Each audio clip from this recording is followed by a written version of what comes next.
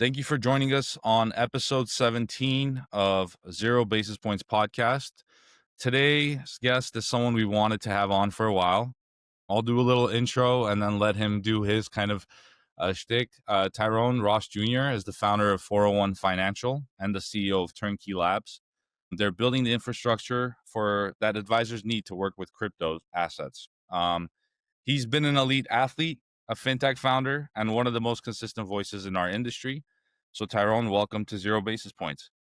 Thank you for having me. Thank you for the kind intro. Looking forward to this conversation.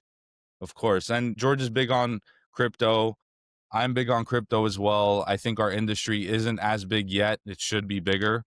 So we're eager to hear a little bit about kind of your take, what you're doing. Obviously, you've had a career in the crypto space for a while with OnRamp and everything else that you've done since, but wanted to just dive in kind of from a personal standpoint. You know, we talk about fitness a lot. Yep. Your background has been in the fitness space with kind of the Olympic trials that you've encountered back in the day, but would love to hear from you. How big is fitness still for you today? Because I have George stay honest every week around his workout. So yeah, we usually start out with like a fitness update. And Tyrone, even before we get into that, for probably 2 years, like I follow you on LinkedIn.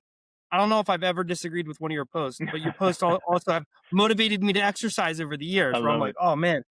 And then when I started working for Haik, it's enforced. Yeah. And even if I'm grumpy, Haik's the only one I ever worked with my whole life. He's like, dude, when is the last time you worked out? Yeah, I love that. And so it's a big thing. So I've been making progress where I've actually implemented it into kind of like my getting started routine every day. And then I have actually my weights later in the day. So at least 4 times a week I'm doing that. But I love kind of how you blend your story. And we're a startup that gets really stressed out, and you can get stuck at your day for like at your desk for 15 hours, but that's not as productive as if you get away and hit weights for at least an hour of that time, if not more. So I always love how you blend fitness into everything that you talk about. So I always thought that was cool. Yeah, no, I appreciate that. It's core to who I am at this point. Obviously, you know, since I started training, right, and getting into track at 13 years old, I've been working out every day since. So the only time I ever took a time off was in 2012, my last shot at the Olympics, where I tore my groin and I had to take time off. But I have this thing that I have going on IG right now, which folks are really excited about, and I'm recording a podcast about it on Monday with another advisor friend of mine, Justin Castelli, is on violent discipline. And I have this whole campaign that I run on Instagram, right? Everything begins and ends with violent discipline. And why I put violent before it is being violent with yourself, right? yeah, It's easy to be violent in other ways externally, but when you're brutally and violently internal with your discipline. So anybody that knows me, I work out at the same time every day. I eat the same thing at the same time every day. I'm meticulous about what I eat, when I eat it, how I eat it. I do a workout in the morning. I do a workout before I go to bed every single night. No matter how tired I am, no matter what time zone I'm in, no matter what goes on, I have to get my push-ups and my sit-ups in every night before I go to bed, no questions asked. I had a late call with my team last night.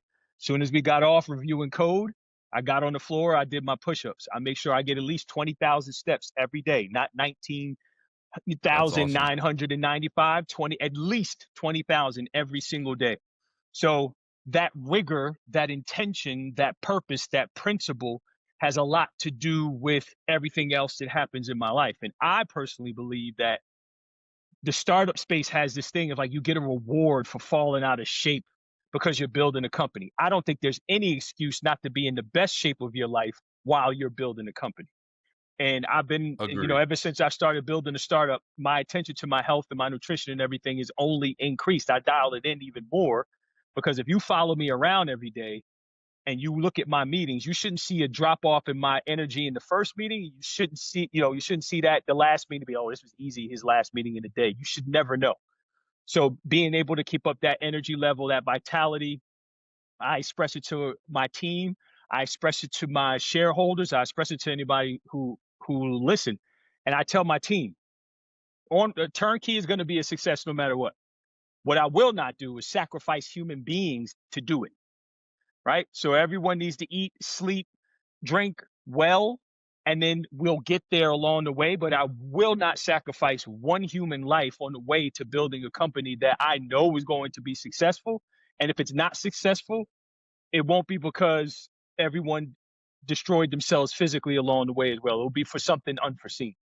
Yeah, no, I think you put it really well. Where for me, I always talk to George about these benchmarks. Where I said, look, someone came up with this benchmark where they took a look at all the companies who have founders who are deadlifting, working out, etc., and they created like an index of it, and those outperform, the rest of the index, the Yeah. S&P 500, etc. And I think a lot of it comes from what I call adding weight, right? If you put pressure on yourself in the gym, you do that violent discipline, kind of like atomic habits. You just change and you're like, I'm just going to follow this and be ruthless to yourself to do it. Yep. It opens up so much other stuff where certain meetings that you're shying away from or are nervous of or whatever doesn't become that big of a deal. You're like, bring it on. Cause I just squatted 3 plates, 4 plates, and I got out of that. Yep. So Yeah. might as well. And the truth is it's that, but it's mainly because if you are like that with yourself, 9.5 times out of 10, you're staring across from somebody who can't match that with you.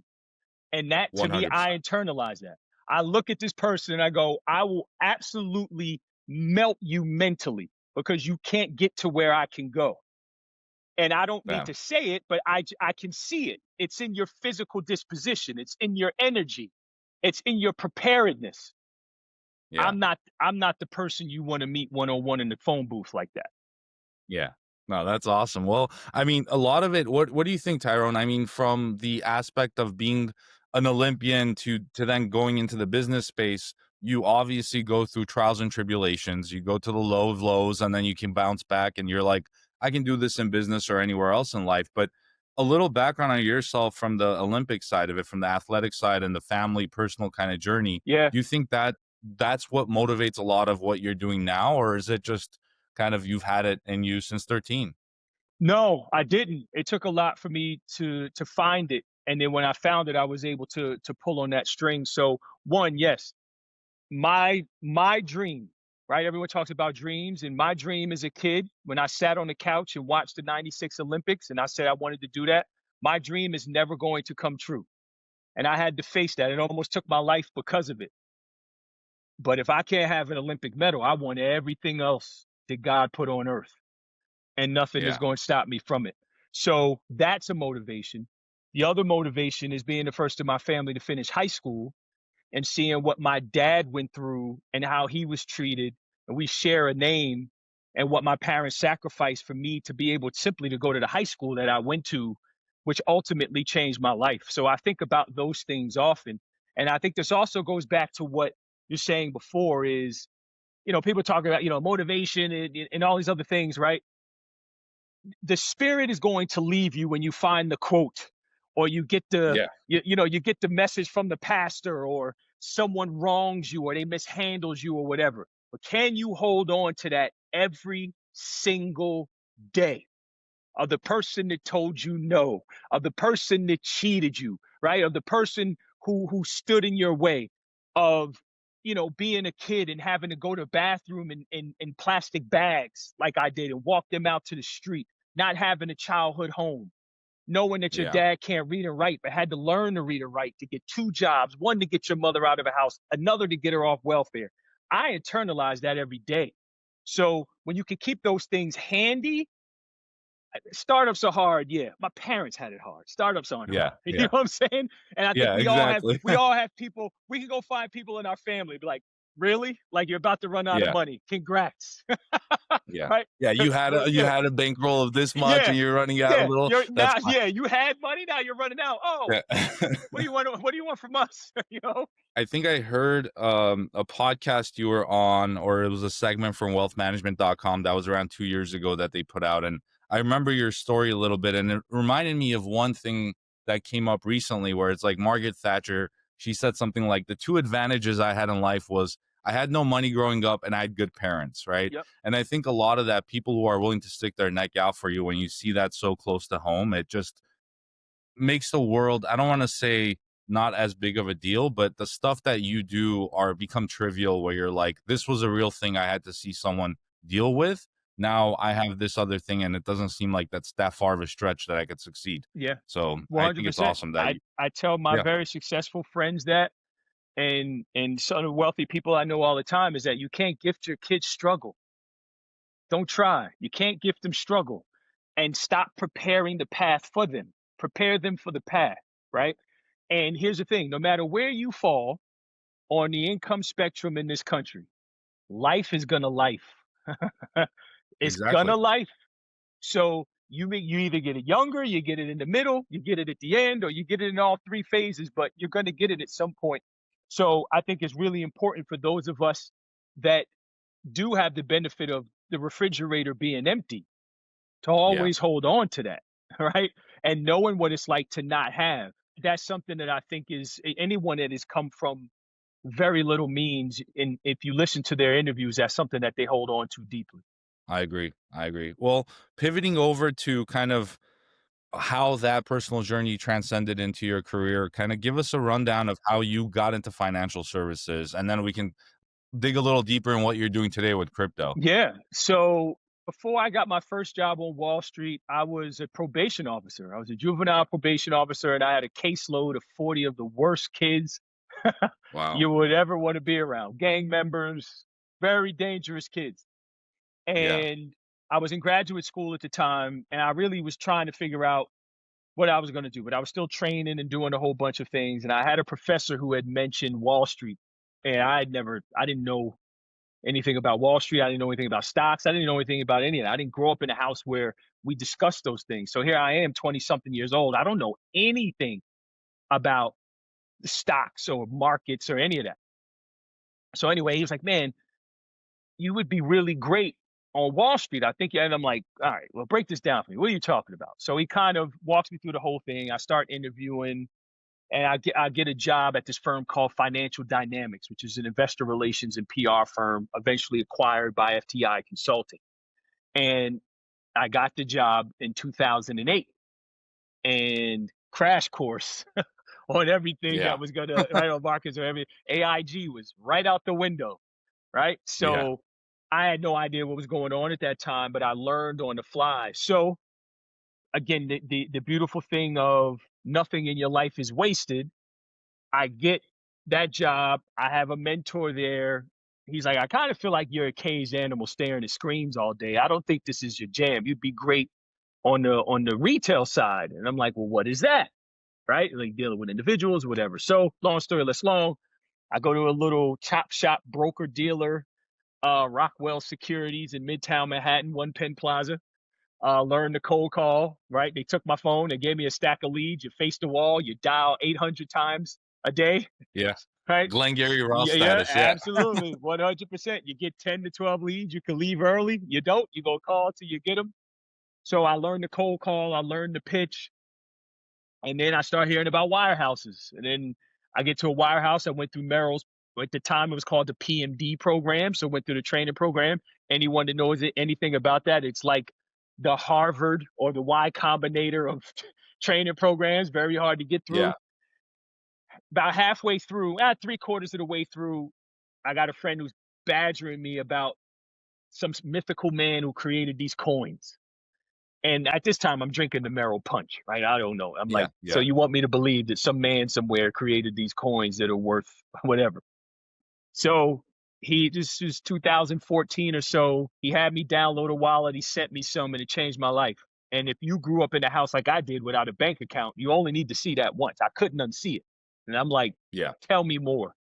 And I Yeah. kind of leaned in and started to learn everything.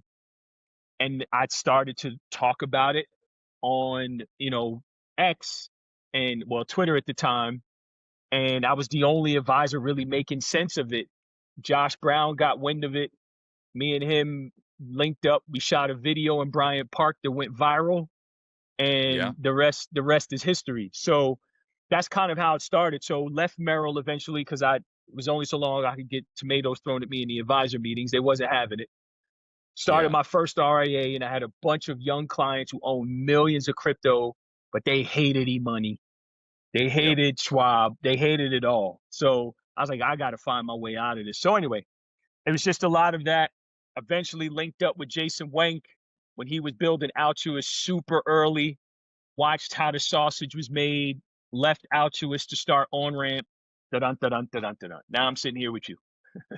That's Wow. awesome. No, I think there's something to be said about that journey because I joined the financial space. My first job, actually, similar to you, you were a probation officer. I was working at the LA Treasury tax collector's office where we were going into people's homes who passed away, didn't have a next of kin, and we would seize assets. Mhm. That's what I did for about 6 months until I waited for my break in finance. And then I joined a private wealth management firm in San Francisco.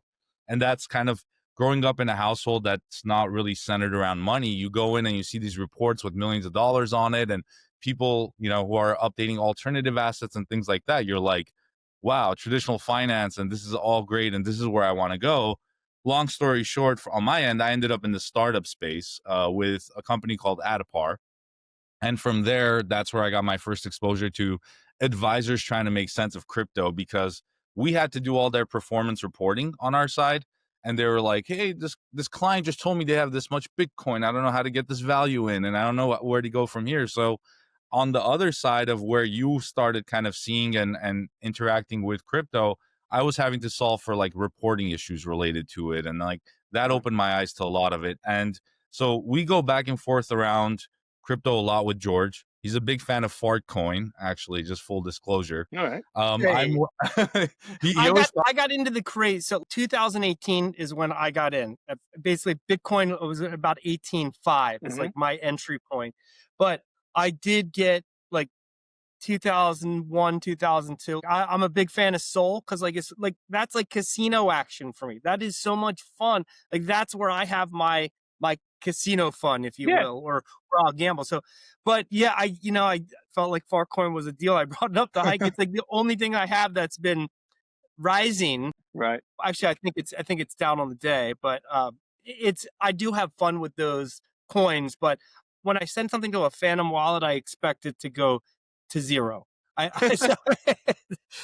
But I think I always talk about the importance. I'm like, advisors need to understand how quickly the next generation expects money to be able to move and how easy it is to just copy and paste, Soul address, anything we want. And I'm like, just even if you put $100 into Coinbase, send 50 to like understand the complexities of getting something that's only on Soul or ETH, or even what that means that I'm saying, but just go through the exercises because then you'll get an idea of what these kids are doing that are going to be, that you want these people as clients. Yep. And they're all on X too. We spend so much time on LinkedIn too. Yeah. And Haik and I talk a lot of smack on LinkedIn because you'll be on X and it's so entertaining.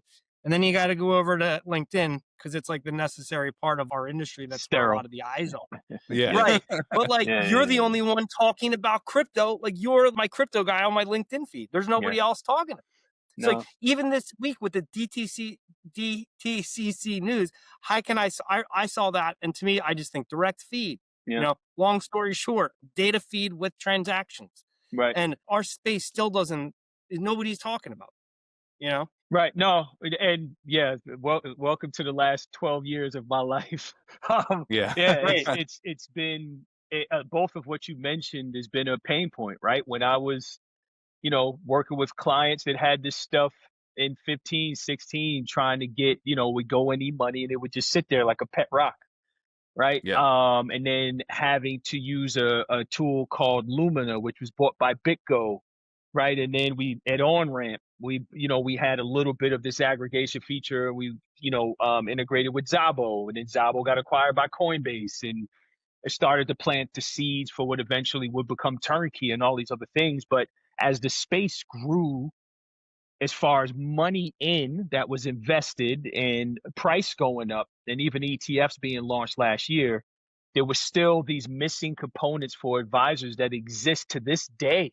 Not much has changed in the 11, 12 years that I was screaming about this stuff, which is crazy to me. Right? I mean, we're talking to a monster prospect at Turnkey that just left Adapar because it's an awful experience, right? So God bless them, great platform, but they just don't have the human capital and knowledge around crypto. They can't get it right. We had conversations with them very early when pitching Turnkey Damon Darrow, who sold Advisor Peak theirs, is an advisor to Turnkey. So we're really intimate with platforms like that. Eric Clark at Orion was the one who told me to start Turnkey. So, Yeah. he was like, if you build that, we'll all use it, right? Because we're just not going to do it. So, make sure you tell the VCs that, like, we're not going to build it. So, so it's that part of it is, one, what you said, the performance reporting, and George, what you said is, advisors just simply need to be conversant to understand that the portfolios you're going to see are not going to be like the portfolios you saw 20 years ago, 10 years ago. It's just not. So if you're not prepared for that, CFA, CFP, whatever else, but also if the performance reporting is not there, then it's just easy to go, let it alone, right? We're not touching it. Yeah.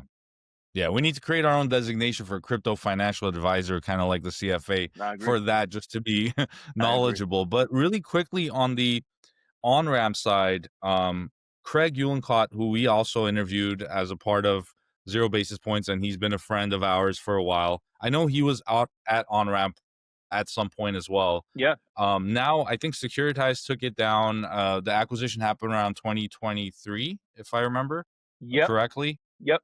Yeah, and they've since then been on this tokenized tirade that they're going after the markets, etc. But just curious, kind of, to what thoughts you have around the tokenization space. How much of that did you see at on-ramp that you guys were like, hey, this is what we're going after, or it was just kind of an afterthought?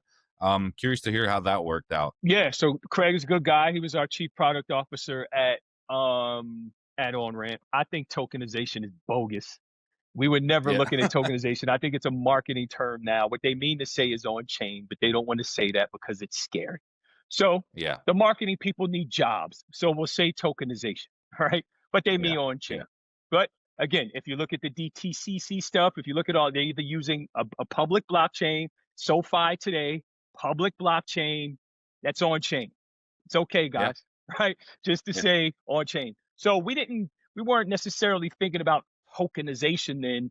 It was more about getting advisors access, and we innovated in the ability to have an advisor open an account at a crypto custodian, and Craig was integral in this, the same way they would at a Fidelity and Schwab. Securitize bought it after I left, but this week now Anchorage has what's left of on-ramp.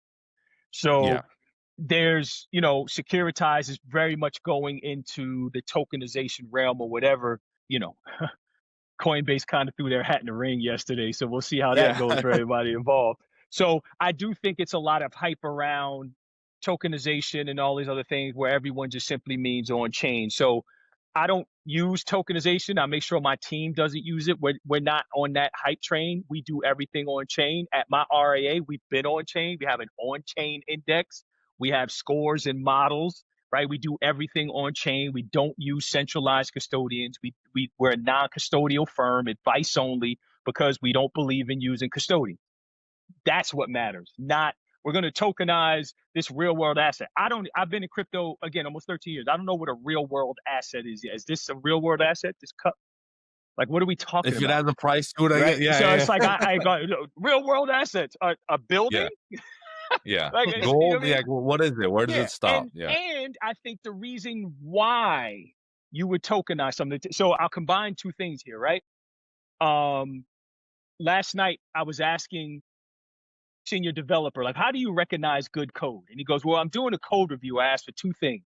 You look at the code and you go, why did you add this? And why did you add it, right? What is this for? And why did you add it? I do the same thing with tokenization. If I'm going to tokenize something, why am I doing that? Why am I putting, it'll be immediately liquid? Nonsense. It's not true. Right? You need deep, rich liquidity, pools of liquidity for that to matter. You just tokenize something. When we launched 401, our RIA, we minted NFTs. We tokenized our launch forever ago, but we did it right on chain. You give us a wallet address, you get a 401 NFT, right? So is it liquidity? Is it efficiency? Okay, well, the DTC said, hey, we got that. Don't worry. We'll take care of that for you. Again, on a public blockchain. So I get it. You raise a ton of money. I will never support it. I will never stamp it. I feel just as strongly as this as I felt years ago about an ETF. I'm a purist at heart, right? I get into battles with my team about this. I'm a crypto purist at heart. Now, don't get me wrong. Is there a place for it? Yes, when explained and used correctly. A lot of what we're seeing is just headline mess that is used to confuse people and to raise capital from unsuspecting folks who are just like, oh, are we going to dive in? I was on a panel last week up here at Dana Point, an institutional big hedge fund conference, and the woman next to me, oh, she had all the tokenization talking points down. And I was just like, this is amazing. But she probably raised a ton of money, so God bless her. Yeah. Yeah. No, and I think it's funny to hear because when you look at a lot of what's been happening in the crypto space, and I want you to talk a little bit about Turnkey and what you're doing there, because I think that's really a niche space that we need and it's not addressed enough. But just one point on the tokenization and what you said is there's a place for it. A lot of people that I was seeing in the Bitcoin space, the maxis, right, or whatever you want to call them, they at a time were like, we don't need the government, we don't need this, we don't need that, and the ETFs and traditional finance. And that shifted recently with the ETFs and the money pouring in. Yes, there's a place for it with retirement accounts, maybe have restrictions on how to hold stuff. You Yep. put it in an ETF, etc.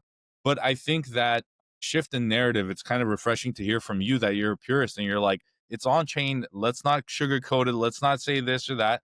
A lot of people are just like, we need the government to do this. And I'm like, Bitcoin's movement started not anti-government, but it was like, this is something, a protocol that doesn't require the government to do it. Yeah, Yep. self-sovereignty. Yep. So why get rid of that and put on a mask of saying, now we need the government to like prop it and do all this stuff just because the price goes up? Yep. The utilization is there. Yeah, you don't need to get lied to. At all. But we're watching the party die, right? Like we're watching the party die, and it's being co-opted by the government. It's being co-opted by traditional financial institutions. But it's hilarious to watch, right? I was watching an interview with a gentleman, I think it was like the head of DeFi at Solana. And I'm like, you know, the youngsters, the existing financial system doesn't work for them, and we're going to build a new financial system, and Solana is the way for them to. How? Yeah. Exactly. Like how is Solana going to help these folks? Yeah. The issues with the existing financial system is that it was built for those who have means and those that are educated on having those means. So we have a large financial education gap in this country. I'm all for Solana. I think Solana is awesome, but I think the hyperbole is what gets crypto into trouble. Also, you can't say decentralized and this, that, whatever, and the existing financial system, and you go do business with all of the people who set up the system that you're up there ranting against. It makes no sense, right? Yeah. And to put the punctuation on that, as there was all last week and especially this weekend, the Ethereum and the Solana folks going at it. Meanwhile, Larry and Jamie somewhere sitting in the corner smoking really expensive cigars, figuring out how they're going to spend billions of dollars to co-opt the space that is all in $3 trillion. That's a pimple on an elephant's butt. Yeah. So those conglomerates realize here, this is the kids arguing at the kid table. And I wish folks that have been early in the space would understand that. I'm not saying, listen, I'm trying to build a bridge to traditional finance, but a bridge to walk them over to my side, not the other way, right? Yeah. Come this way, right? We are going to get away from accounts to wallets. We're going to get away from OAuth to public keys. We're going to get away from the client saying, oh, the account link is broken. So you prepared this nice financial plan on data that's wrong because the account link was broken 2 months ago. So it's like, it's better here. Yes, you should have on-chain asset management, which is why we built INDX. You should have real direct indexing where I own all of those assets individually. So if George and Haik say, we're rebalancing away from Solana and ETH, the client could go, no, you're not. Give me those. You take the rest. I'm going to put these in my wallet in self-custody. You can rebalance away. I'm keeping these. That's the thing that no one's talking about. So those are the things that I'm passionate about that we've been building on for the last 5 years, and where I think the future of wealth management is bringing them to our side. And I think that's what matters here. We have to get them on our turf, not walk back to theirs and then act like we didn't do what we did. Everything's okay now. No. That's at this point. So a little bit about Turnkey. I see a lot of the stuff you post on X. I think education, as you mentioned, is a big part of that. And I know you're doing a little with that release of Crypto Ed.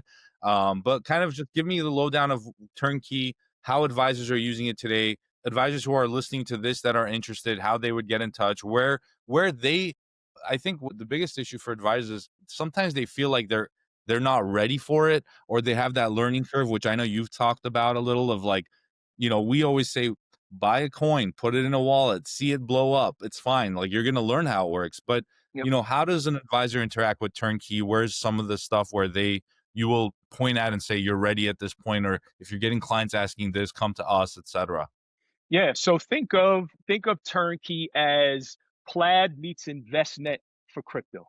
So basically, what we allow a financial advisor to do is see their clients exchange an on-chain crypto by allowing them to OAuth in, like they would their 401k account or anything else, or posting their on-chain wallet. But what we do is we remove all of the crypto leads. And then what we Yeah. do at that point is we give you all of the performance reporting, everything, balance, transactions, gain, loss, realized, unrealized, tax lots. Our code automatically audits the lots and deprecates them and saves them so you can download that file. So we basically act like an InvestNet or performance reporting engine and an aggregator. No one else does that. But what we do at the same time is tell the advisor, just go do you. We're going to deliver it Amazon Prime to you. So we have a live integration now with Buy All Accounts. So if you're listening to this and you're a financial advisor, you can use this through Buy All Accounts. We have an integration with Wealthbox as well, which is really neat. I think our integration with Wealthbox is unlike any other because we actually put performance data in the CRM. No one else does that. We have a custom field where we do that, which is pretty unique. We are under NDA right now with a gargantuan in our space that I can't say, but if you think hard enough, you can figure out who that is as far as performance reporting is concerned. May have been mentioned earlier in this conversation, may not. So we're really hard at work on that, which we're excited about. But what I'm really excited about is, so we just launched Crypto Ed, which is the newsletter, which we think is the premier newsletter in the space. It's like the Barron's for financial advisors. And we're launching a platform called TAPE, Turnkey Asset Intelligence Platform. So think of it like global entry for advisors for crypto. So you're going to log in with your ADV. You search your firm with your ADV. It'll drop down, like you'll search for one now. You'll see my CRD. You'll see my partner CRD. You can click in. We scan your ADV. If we don't see any keywords in your ADV, that means that you've been approved to manage crypto on our platform. We flag it, and then you got to reach out to us directly. If you have the keywords in your ADV, you get on our platform. You can do everything that you would do at an InvestNet, a Black Diamond, or wherever. You can back test. We have our own proprietary score, which is similar to Nitrogen, Riskalyze, for folks that know that. We have an ROI calculator. Like it's just a very simple way to get in, get out, get a really good look at crypto that your clients are holding. And it's all read only. You can't trade, you can't do anything else. But our promise is this. Look, George, come here, see what the client is doing. We're going to educate you on what that is. We're going to give you full breakdown, trusted performance reporting, tax alpha, but we're going to deliver that back to you however you want it. CSV file. Do you want it through your data provider, right? Your wealth tech, however your system is aligned. And that's essentially what our end goal is. So we started as Plaid with just simple aggregation, which we do better than anybody.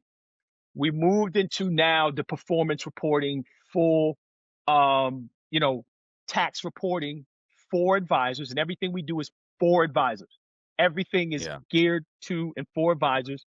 And now we're going to move from that into a place where you can generate a wallet on our platform. You can buy INDX, the 401 model, and you can move your business on chain, not tokenize it. Right? You can do on chain business. So we're really excited about what we built. We're 3 years old, started in May of 22. And I'm really excited about where we are, the clients that we have. I mean, LPL is using our data. Black Diamond's using our data. a lot of really big firms, a lot of the aggregators are using our data, which is pretty neat. So we've done a really, really difficult job of trying to track cost basis, Yeah. right? For Yeah. crypto assets, Always a pain. which is difficult. So yeah, and because none of the custodians transfer basis, we go sniff it out, right? And we go and track your first dollar into the space, and then we can start to map that together as best we can, and then we give you a some type of report, basically giving you our confidence on what we found, what's missing, and everything else. So it's pretty unique in terms of an offering right now. That's awesome. And I think, yeah, one thing you hit on for crypto ed and a lot of the other stuff, like we're in the AI space. When we came out around the first T3 we were at, nobody imagined what AI could do. It was the 2024 T3. And we were talking about, hey, you're going to ask questions about portfolios and get stuff back. And they were like, I haven't even used ChatGPT to know what's going on with this. And now we're on this new release where we have agents doing work for clients, Yeah. our advisors, where it's opening up accounts from the PDFs that they're getting. It's going to the custodians like Pershing and Fidelity, transferring docs, initiating transfers for ACATs, all this stuff that a human would do. And a lot of times we're still running into that education issue where someone's like, I still don't know what AI is doing. So I think it's funny that crypto and AI are so much in the same space where education is just a big piece. Advisors hear it, same thing with crypto, and then they're like, I don't know enough about it. So you need to create something like you guys have with crypto ed to just educate, get people who are interested to just learn about it. But I'm so skeptical of certain advisors who are scared to use AI, equally so with crypto, because you can't put your head in the sand and ignore that it's not there, right? I think you mentioned something which was around the future proof timeline where you said, look, a lot of people were saying like they don't know enough about it. Like it's out there, it's on your mobile phone, go get it, download it, try it out. So stuff like you guys have with tape as well, I think is going to be interesting to just open up the door to say, come on in, check it out, see what you can do, and then work from there. But one thing I wanted to cover, compliance wise, Tyrone, what do you that's a big one. I don't know if a lot of firms, obviously the Morgan Stanleys, Merrills, the wirehouses are starting to come with the ETFs out, et cetera. So I feel like it's a little of the grease from the ETFs that allowed them to get in. But are you still running into that as being an issue where you talk to advisors where it's like compliance is the sticking point, or is that gone now? No, it's not gone. It has come up. I think what compliance officers are concerned about at a very high level is just advisors having the conversation with clients about this and what it may open up. And to me, that's a product of the lack of preparation and practice management that advisors have been given around this, whether it's from the CFP board, the CFA, Financial Planning Association, NAPA, the whole deal, right? There's just advisors, and I don't blame them. I don't think there are a majority of advisors that I would feel comfortable with sending into a client conversation and being confident that they can have a cogent conversation around crypto. We get a lot of inbound from advisors to say, like, listen, can you do a meeting with me and my client? Happy to do it. So I think they're right in that, but it's more of like, there's I won't say names, but there's a very big firm, 300 billion plus in our industry. I had a conversation with the compliance officer, and they won't turn on buy all, our integration with buy all, which is ridiculous. But he was like, we don't, if we pull that in, then is the advisor responsible, or do we have to update the IPS and all those other things? I was like, yeah, you might, but it's read only. They can't trade it. What's crazy about that is this. Watch this. Now, I'm saying this is the first time in my career where I feel like it's my fiduciary responsibility to have a conversation with clients about crypto. I've never felt like that up until this point. I always felt like folks come to me, they own it already. I never had to tell a client, Mr. and Mrs. Client, we're going to do a 5% allocation because we back tested. And I didn't have to do that. It was always like, I own a ton of it. Can you help? But now I feel like our clients who don't have it, or even the ones that do have to have a client conversation. Now watch this. I've been telling advisors this for years. The ETFs are only going to complicate what you are doing. Why? The data that we show on Turnkey, of all the Coinbase data that we pull, doesn't match up with that ETF data at all. So let's just say George has Tyrone as a client. You want to be all gung-ho on crypto and you buy that client, whatever, $100,000 of Bitcoin, but you don't know of IBIT, but you don't know that they have a $3 million Coinbase account. We do at Turnkey. So you increase that client's exposure and their risk and you didn't even know. Oh, by the way, you as the advisor own it as well. Or you guys may own Coinbase or any of these other companies. You get into this compliance issue of not knowing what the client holds away from you. So the compliance officers don't even know to look at the risk the other way. What is the risk that your firm is going all in on IBIT, but you don't know how much the clients hold at Coinbase? There's 110 million accounts at Coinbase.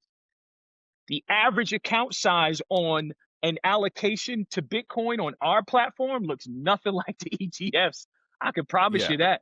So that's what you don't know. And indirect exposure in 2025, it's greater than it's ever been. Clients already have crypto in their 401ks, by the way, by the companies that are exposed to it or have it on the balance sheet. And then you have DATs now, and then you got ETFs now, and then you got direct exposure now. You got Robinhood, you can get it. You got Coinbase, you can get it. You got Venmo, you can get it. You got PayPal, you can get it. So the client may be exposed to some area that you don't know, but you want to put something into this model and say, oh, we're going to give a client a 1% allocation to Bitcoin. Lastly, there's so many issues with this.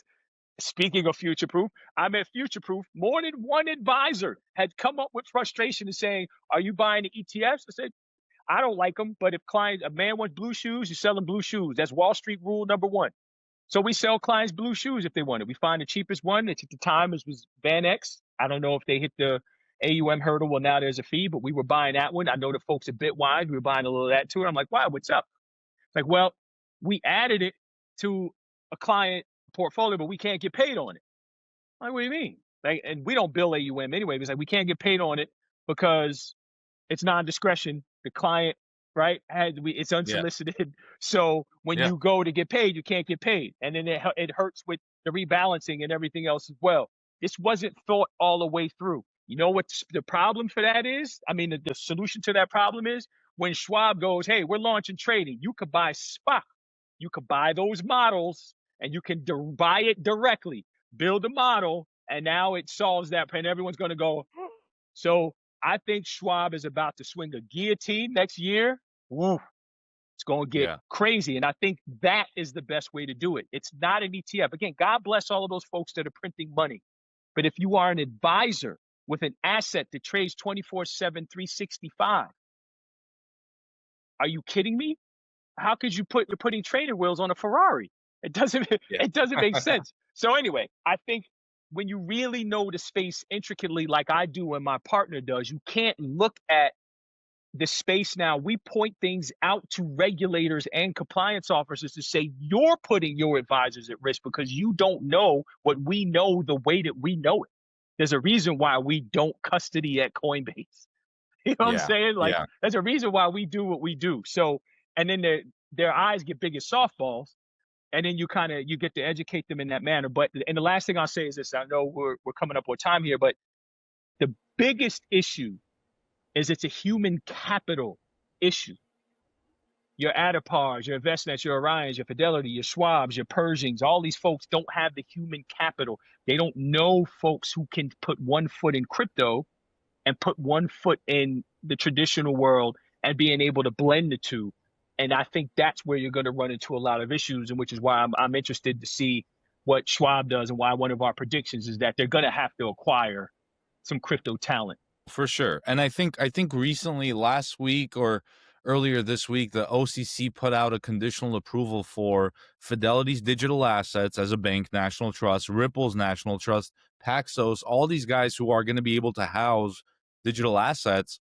Schwab's going to do the same thing. I think it's just the writings on the wall that people are going to want to hold spot as any currency that they would, a money market fund equivalent, the USD, etc., in one place, because that's going to be, to your point, I think that's the real kind of North Star of where traditional finance goes in holding these assets. I don't think ETFs are the in solution to, like I always call them, just the retirement account exposures that some advisor has restrictions and they can only buy ETFs. But that, how long does that live for, right? Right. It's going to go away at some point. But use it correctly. The correct way is you found out that Haik has Bitcoin from 2015.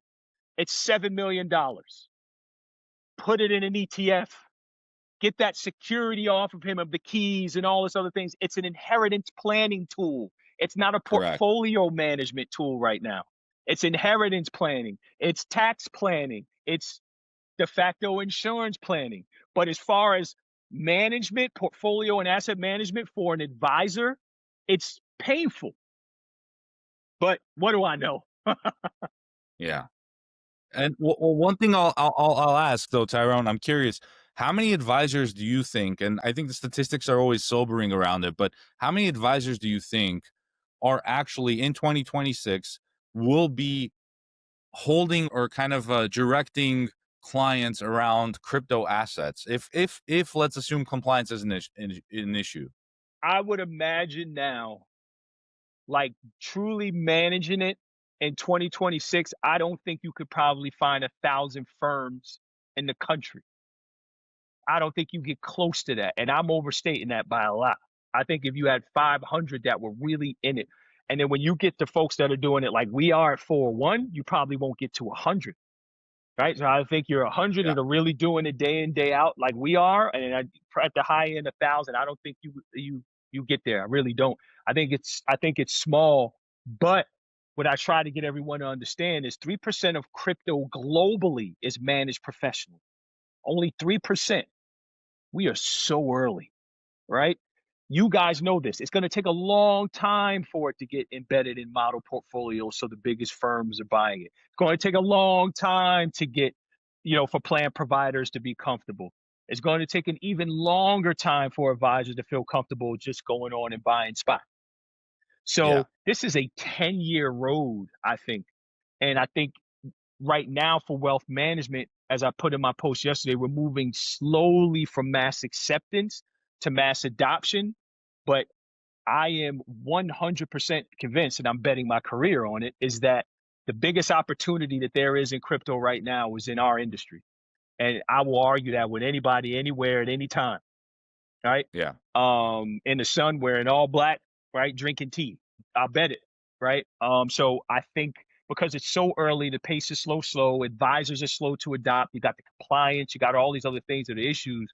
But you guys also know when it hits, this industry doesn't leave, right? We hold on to tech longer than marriages, right? Like the data shows it. The average piece of software advisors use for 12 years. Marriages in the United States don't last that long.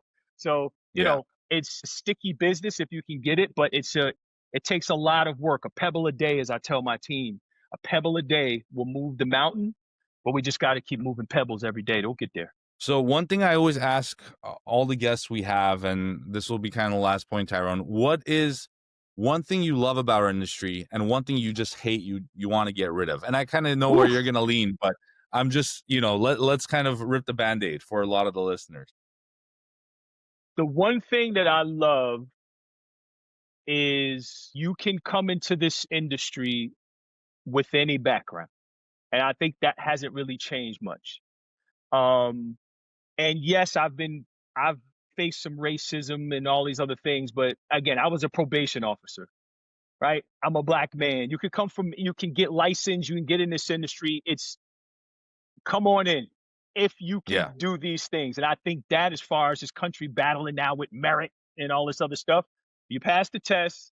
If you be a good person, if you can, you got some good sales about you and you show some integrity, hopefully, you can provide a really nice life for you and your family. I love that about our industry and the people I've met so many awesome people from different advisors from Iowa. Like my partner's from Iowa. I'm from New Jersey, right? Like that doesn't happen without this industry. And I love that. What I don't like about it is how it is gate kept to be only for those that have. And that bothers me. Merrill Lynch wealth management, such and such wealth management, private wealth, this, that, and the third. So the people in rural America don't deserve financial planning.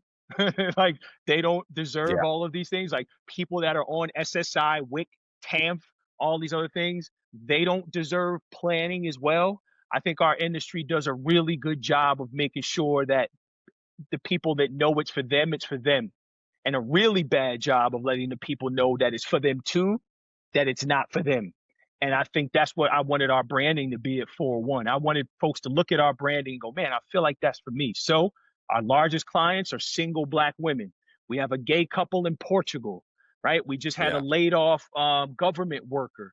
We got, young white males. We got young Black women. We got, we got a little bit of everybody. Every single one of them has said, you guys make me feel like this was for me. Your branding said it. So that's where I feel like we can be better. I think we will be better.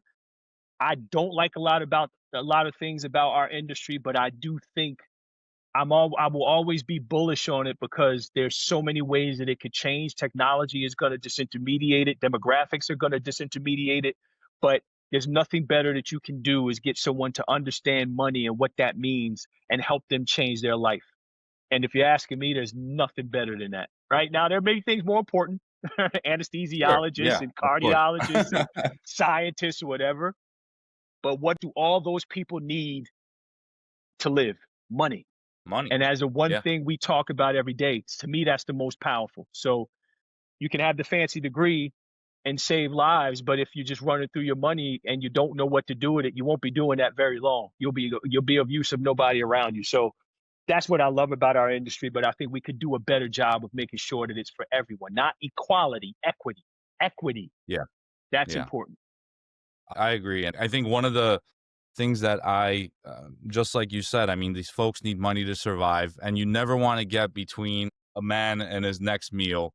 And you need to know how to essentially not only make the money, but be able to maintain it. Because so many stories, right? Why are so many lottery winners back to poverty the next year or a couple years later? It's because they don't have that education. The inclusivity in our industry, I think, is missing to get them involved with how they should be educated. Schools don't even teach you about how you should file taxes, what it means, what, all these things. So I think there's a bigger conversation to be had around that, but I'm glad that's what you're hitting on, Tyrone. And I think it starts with people like you. Yeah, no, I appreciate you. I think it starts with conversations like this. I mean, kudos to you guys for making room for the conversation. And I think that's what needs to happen. And I think so long as we're making room for conversation, that means more people hear it. And, there was this whole thing a couple of weeks ago about Odell Beckham talking about how hard it was to go through 100 million. And then you have other athletes going, yeah, it's really hard. And I'm like, oh my God, like you give, taxes and you write at 50. It's like, guys, give the average person 5 million, right? Like you talk about, you can't make 50 million work. You got bigger problems, but 100%. It's so perpetuated in that mindset. So anyway, that's part 2 of this. But I think we'll definitely do that. We'll do a part 2 on that. But I think that's where I think we can unlock financial freedom for so many people, but define it on your terms. My parents are very meek people. They don't want nothing, right? They don't want to be rich. They don't want a lot of money in the bank. They just want enough to get by. There are a lot of people like that, and I think those people need advice too. But great question, man. Thank you. Well, Tyrone, thanks so much for joining us. This was a pleasure. We definitely have to do a part 2. And for all our listeners out there, wishing you a happy crypto Christmas, a merry one. Christmas. So I like that. I'm stealing that. You should definitely use it. TM, but TM, I'll put the TM on there to tag you. That's it. Thanks so much for joining us, Tyrone. We'll definitely have you on again. I think there's more to talk about as we started kind of hitting on. Happy holidays to you and yours, gentlemen. Thank you so much for having me. This was awesome. Thank you. All right. Thank you. Yeah.